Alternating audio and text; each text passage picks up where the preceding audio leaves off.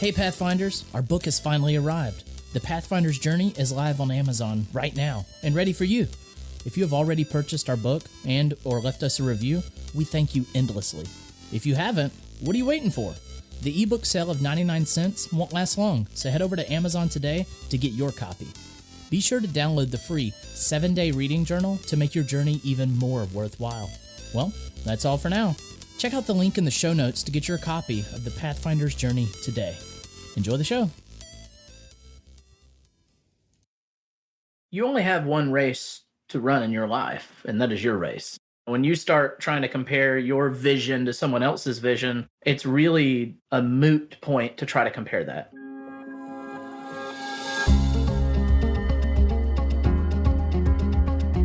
Welcome to the On Purpose Investor Podcast with your host, Eric and Tiffany Vogel. We spent several hard years building a rental property portfolio so we could have more time with our family and live our ideal life. Finding your path can be difficult, so we're here to help guide you along the way with lessons, tips, and tricks to design and implement your dream life through real estate investing. Now sit back, turn up the volume, and get ready for this episode of the On Purpose Investor.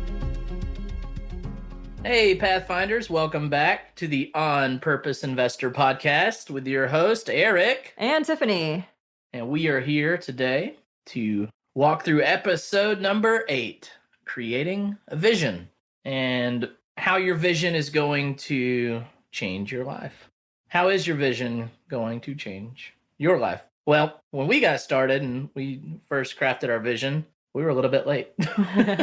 We didn't necessarily create a vision to start out with. We did not listen to the advice of our friends, colleagues, and the professionals that advise you to create a vision before you get started. Well, I don't think the Vivid Vision book was out when we first started. And I don't think it was, I know Life and Air has been around for a long time, but it wasn't really, I guess, ingrained in the culture of our network when we first started. We didn't really have a network when we first started, to be honest. Well, it wasn't until we went on that cruise that we really developed. Which, let's talk about that cruise for a second. Well, it was a fantastic trip. First of all, the cruise was held and put together by a good friend, colleague, and mentor of ours, Bill Cook. And he put this cruise together. It was called what was it called? The Captains of the Deal. Captains of the Deal, that's right. Which they no longer do the cruise now. And it's been taken over by some other friends of ours, Jeff and Derek. And it's now the Generations of Wealth Conference, which is actually coming up pretty soon. So I think this podcast will be out after the conference or right around the time of the conference. Yeah. So definitely check it out for next year. It's a great group of real estate investors get together and network and learn a lot about real estate and building your business. Yeah, just search on Facebook or on the web, Generations of Wealth. Yes. But anyways, back to that cruise, we learned a lot on that cruise. But one of the biggest takeaways I had there was from our guy, David Peters. Honestly, the biggest takeaway from David Peters was when we dressed up for 80s night. And he had a blow-up guitar, and we were in what is the center of the ship called? The promenade? Yeah. I don't know, but we're in there, and there's the big light show and laser show, and he gets on the camera, and he climbs up the staircase, and he's rocking out. It was so great. Yes. But David Peters is a huge advocate with Life and Air, right? And his biggest thing that he tries to share with people is casting and creating a vision. And I overheard some conversations he had with other folks, as well as conversations he had with Tiffany and I about the importance of casting a vision. Right. Well, and writing it down, not just having it, but really putting it pen to paper or keys to And David, if you're listening, listen, I know I owe you my written vision still, even though it's 2.5 years later, but we have created a vision. I just never sent it to you. Yes. So my apologies, David. With that cruise, the thing I wanted to talk about is just how insane life changed before and after. Oh, yes. So before the cruise, we were childless. We didn't have a kid. We wound up pregnant 2 months after. We're lone wolves in the real estate investing. We had our local meetup and great friends from that, but we didn't have mentors and a network, really. Our network was small. Very small and local. Yes. Local to our area. And then the other big thing that happened was this cruise was late February, early March of 2020. And we came back to a whole new world of COVID. Oh, yeah. I remember being on the boat, and one of our friends from our local meetup was on the boat as well. And He said, yeah, I've been looking at plane tickets out of Cozumel and Curacao because if they're not letting people off the boats, I'm getting my family home. I mean, he didn't tell us until after. I know. Keith, are you not going to try to get us home too? Because I had no clue what was going on. Right, we were oblivious. Yeah. But right when we were getting back was when boats were being, stranded and not able to unload. So we learned a valuable lesson of we will never have an interior room again. We'll always have a balcony because if you're stuck on the boat, might as well breathe fresh air. Right. Yeah. Anyways, that was a very pivotal moment for us and the world. We took from that having a vision was important. And it took us a while after to really sit down and build our vision because we were thick in the hustle. But I think if we had done it, then we probably would have had a little bit more clarity on what to say yes to and what to say no to. And there are some endeavors that we went down and chased that we probably would have not chased. Right. And not spent our energy on. Right. If we had our vision written out. Fortunately, we didn't lose money on those endeavors, but we didn't make any. If you account for the time we spent. That's right. Yeah. And the one thing you'll never get back in life is time. Yeah. And so I would say, just as a precaution, if you are chasing dreams or endeavors, make sure they align with your vision. Right. Well, you're climbing up the right ladder, like we talked about. Right. And hustle is good, but the wrong hustle is bad. Right. And we talked about this in episode 6. So make sure you're climbing up the right ladder so you can reach the goals that you actually want. And is it a heck yes or a heck no? That I think there were some opportunities where we should have said heck no because of it wasn't aligned with our vision. We didn't go back and say, does this get us closer to what our vision looks like 3 years from now? All that to say, we learned a ton from these different endeavors and are grateful we had them. But if you think about what we could have done with our time and money instead of those things, it's a tough pill to swallow. But it is. When I was in college, I was in a fraternity and we always had to sign these little books for new people, pledges coming in. And everybody would have these little taglines at the end of their interviews. And what I would write is live and learn, but never regret. Regret does really nothing for you but suck energy out of you. But if you can just take things that you've done that you might wish you hadn't have done, don't wish you hadn't have done it. Be glad you did it because now you know that the learning experience is from it. Right. So, I always think of when you say no regrets, the no regrets. Regrets or regrets. Tattoo. Someone got a really bad tattoo that said no regrets, but it was spelled wrong. Oh, goodness. So episode 6, we're referencing back to that where we talked about Cameron Herald's Vivid Vision book. The point of your creating this vivid vision is, lean into the future. And for us, our future and our vision is 3 years. And pretend you're traveling in a time machine to a moment 3 years ahead. Dreaming where you want your company or yourself or your business to be in every single metric, from personnel to review to location to services, and working backwards from there. Most companies often do the opposite. They look where they actually are and make decisions based solely on that. Yep. And like we talked about in episode 6 and 7, you really just want to focus on what is in the vision, not how you're going to execute on it.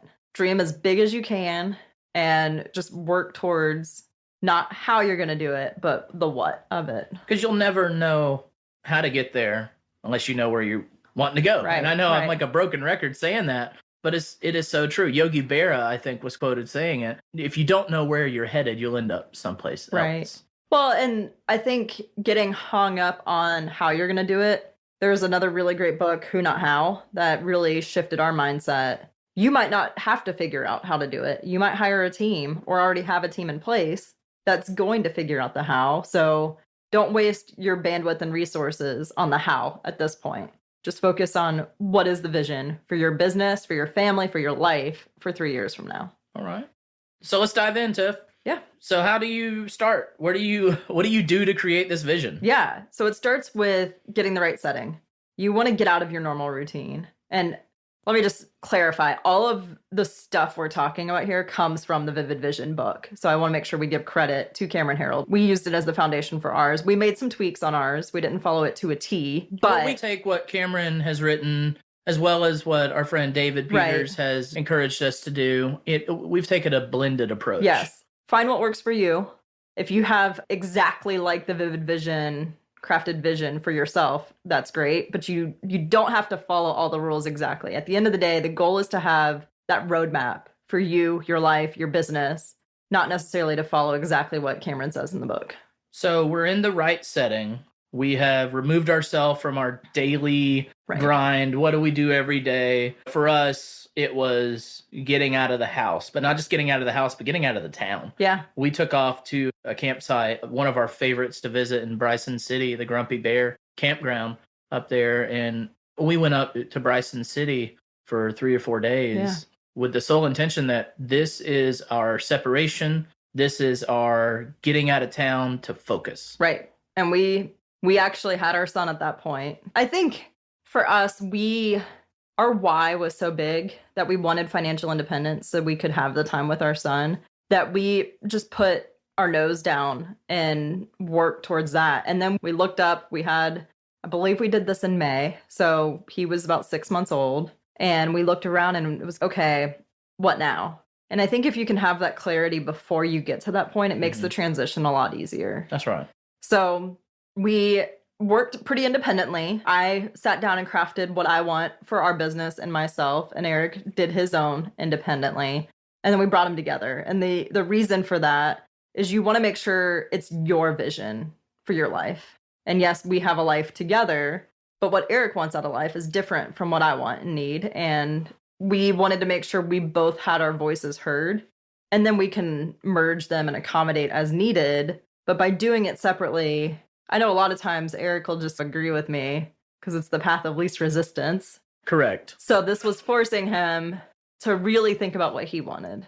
Yeah, I oftentimes go with the flow. I'll get what I need and want when the time is right, has always been my approach. But I owe it to myself to put the things that I want down and not just go with the flow all the time. Yeah. Because happy spouse, happy house, right? But what you want and need are important too. Right. So I got caught up a lot on what does the vision look like? Is it just a chicken scratch sheet of paper? Are they bullet points? Everyone's vision is going to look a little bit different. If you follow the Vivid Vision book, it's probably going to be a narrative. Right. I want to say it was like 5 pages is what he recommends. Mm-hmm. I think ours is about 2. Yeah. And honestly, a good quarter of it's about to get scrapped because we've changed directions on some of our goals and what we want to do. And it's really my section that's changing. I've shifted direction on what I want to do with my time. So I need to work on getting that updated. So David, we'll send you an update once we get it revised. Yeah. But when you're working on this, you want to create it in a way that resonates with you. So the idea is you're going to write it 3 years in the future. So right now, we're recording this in February of 2022. So you're thinking February 2025. What does our life look like? What does your life look like? A cool thing that someone we have followed pretty adamantly is Brandon Turner on Bigger Pockets. He's no longer with Bigger Pockets. I think he's doing his own thing now. But one thing he would do is create a newspaper front page of his vision and say, it is February 2025. Here are the headlines. Right. What has happened? Yeah. So he's got this big headline, and then he's got a narrative of what it's like to work in his company, what they've accomplished. And we'll talk a little bit more about why you should share your vision. Yeah. But he has accomplished more than a human being should in the amount of time that he has, because he had such clarity on his vision and worked with others in his community to get there. So building your vision, you want to take your BHAG and add as much detail as possible and get it very clear. That's why he calls it a vivid vision, is you want to take a black and white picture and make it like those really cool new TVs that are like so many pixels in it that it looks like you're looking at real life. Well, it's like even better than real life sometimes looking at them. Yeah. So you want it to be very colorful and rich in detail of what you want life to be like, and very specific. I know for me, I had in my initial draft that I wanted to have time for 30 minutes of yoga every day. That is not something I'm working on right now. So it's fun going back and reading it and seeing where are you working, where you're not working. Yeah. But you want to be very specific, clear, very detailed. And like we said, think 3 years in the future. We have had so many different versions of our vision because things just shift dramatically. I had on our vision that I wanted to be a private money lender. And I took the class. I remember the baby was tiny. I was holding him for naps and doing the coursework online, learning how to be a hard money lender. Which course were you doing? Was that Dykes and Dorsey Botiford's hard money lending? So we shifted because I realized that's not really how I want to spend our time. So you can change your vision. It's not you're setting what you want for 3 years and you're never going to go back and edit it. It's an evolving, living document. And I really enjoy keeping these different versions so I can go back and say, oh man, that's what I wanted to do. Like that, glad I didn't do that. But it's realizing the ladder I was starting to build was not the right ladder for me. And the course I took was great, even just as a borrower, having the knowledge there. And we have done some lending now, but having the clarity that was the wrong building to climb my ladder up, I've now moved it. And I'm focusing on things that are more aligned with my BHAGs and how I want to spend my time and what I want to work on. I have noticed over the past 6 to 12 months how just intentional you have been about how you're spending your days. Used to, you could really get caught up with just absorbing education no matter what it was. And Tiff is the kind of person that will go down a rabbit hole, but not any type of random rabbit hole. She wants to go down something that is going to increase her understanding and knowledge of something that is beneficial to her. And what I've noticed is that you're not just absorbing all this information on these random topics now. You are allowing yourself to absorb some entertainment as well. You're allowing yourself to not just listen to educational podcasts. You're listening to some murder mysteries. Oh, yeah, it's great. I think the fact that you have realized that it's healthy to have entertainment as well as education. I've seen a difference. Yeah, I think what happened was I had an 8-hour workday, and I am very efficient in how I work. So what I could complete in my work, I could complete my workload in probably 2 hours, if I'm being honest. Tiffany is a machine. Well, I work smarter, not harder a lot. And I'm really efficient at Googling if I don't know something. So I don't beat my head against a wall. If I don't know it, I just go find the answer somewhere else. And that served me very well in my corporate career to where I was able to go to grad school and learn and read and do things during my workday. And a lot of times I was producing more than 2 or 3 people on the team in half the time because I was so efficient and so good at what I did. And I'm not trying to brag or anything like that. It's just how it was. But I used that time to educate. And now we have more time freedom. Our son's only in school for 6 hours a week. So that's a lot less time I have to consume education and to work outside of his naps. So I've had to be very intentional with how I spend my time and putting it towards things that are actually going to drive value. And I think I'm realizing there is value in downtime. And that's been a very big shift for me. Right. But you would have never arrived at that destination had it not been part of our vision.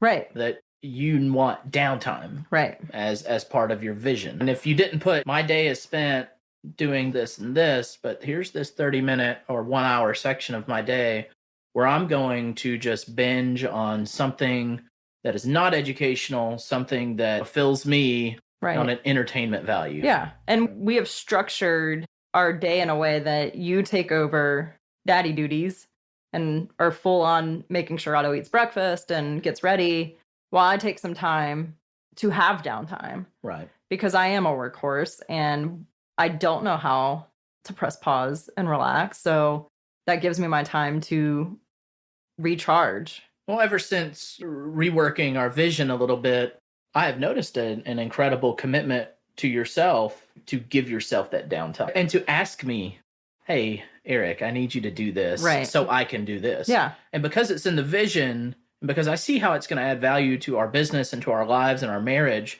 I'm more than willing to make myself available for those things. Right. I think it's given us both balance and clarity. Mm-hmm.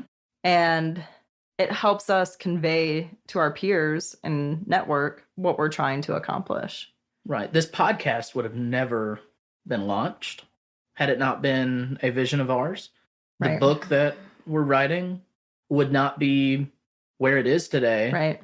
if it hadn't been in the vision. And because there's a timeline on that, that creates a sense of urgency. Right. Because just because you've written the book doesn't mean that people are going to read it or that it's ready to be out there. There are so many steps that go into it. Yeah. So we put that in our vision that we've written a book. I think we have two books. Our vision is that we've written 2 books, but you got to back into that. How long is the writing process? What's the editing?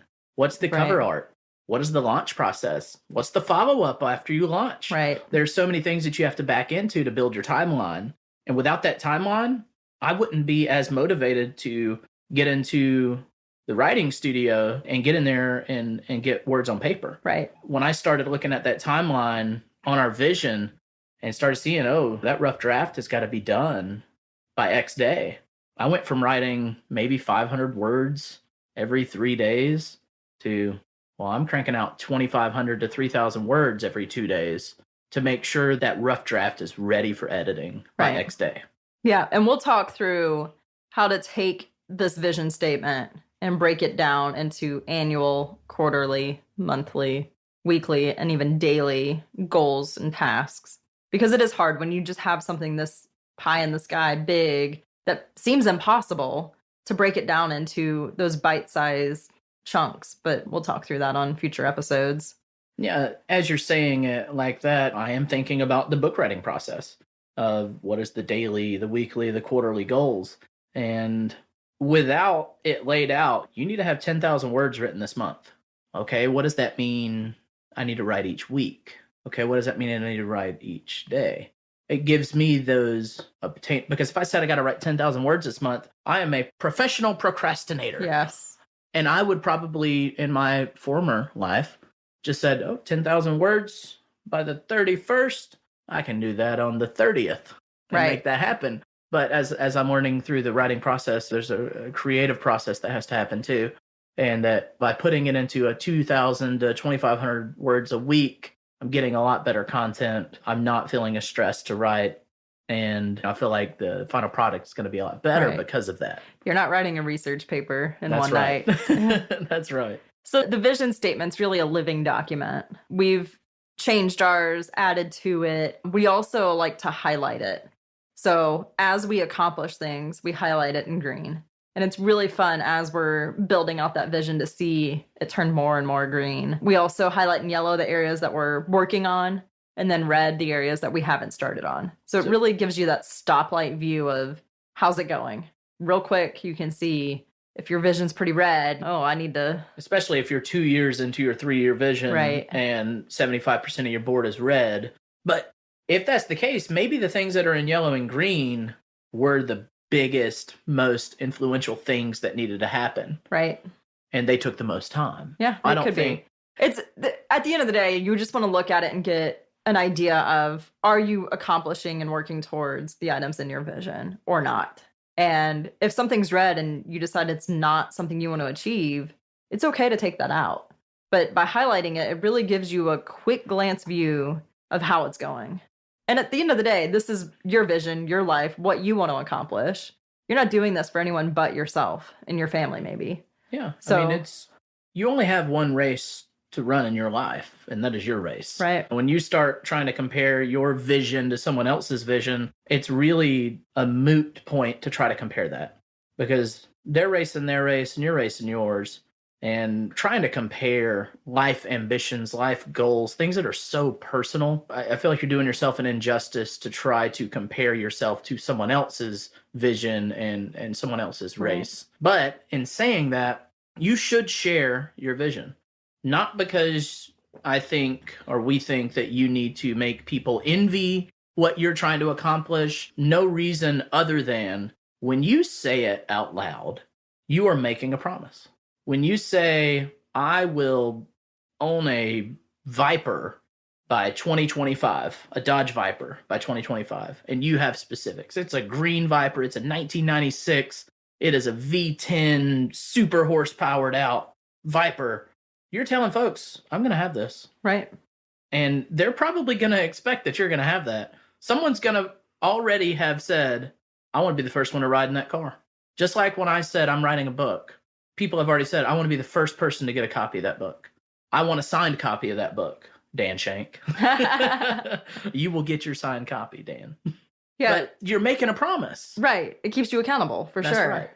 In some ways, it's you don't want to embarrass yourself by saying, I'm going to do this thing and putting a stake in the ground and then not doing it. And it's okay to change direction. I mean, we've pivoted a lot. That's right. We've had a lot of successes and a good bit of failures, and it's okay to change direction, but you want to make sure it's working towards your overall big dreams and vision for your life. If you're going to succeed, you should do so with fashion. You should do so on purpose, in a majestic way, by telling people, I'm going to do this. Right. But if you're going to fail, you should do so in the same way. You should fail on purpose. You should be very intentional that I set out to achieve that, but you know what? It no longer works for me. It no longer is what aligns with where I want to be. So if you're going to succeed or fail, you should do it on purpose. And you should do it with an extreme sense of fashion. Right. Just do it on purpose. Well, and sharing also allows other people to help you. We all want to help others. I think that's an innate part of being a human. And people can't help you reach your dreams if they don't know what they are.